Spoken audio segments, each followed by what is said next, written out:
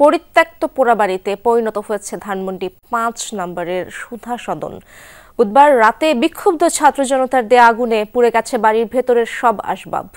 শুক্রবার সকালেও বাড়িটি দেখতে আসেন উৎসুক জনতা। বর্তমানে বাড়ির কোনো আসবাব অবশিষ্ট না থাকলেও ভেতরের দরজা, জানালা, লোহার গ্রিল সহ বিভিন্ন জিনিস নিয়ে যাচ্ছে একদল, যাদের কেউই ছাত্র জনতা নয় বলে জানান স্থানীয়রা।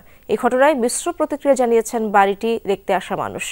গণ অভ্যুত্থানে দেশ ত্যাগ করা সাবেক প্রধানমন্ত্রী শেখ হাসিনার প্রয়াত স্বামী ডক্টর ওয়াজেদ মিয়া ওরফে সুধা মিয়ার নামে এই বাড়িটি বরাদ্দ দেওয়া হয়েছিল। পরবর্তীতে এই বাড়ি থেকে রাজনৈতিক কর্মকাণ্ড পরিচালনা করতেন শেখ হাসিনা।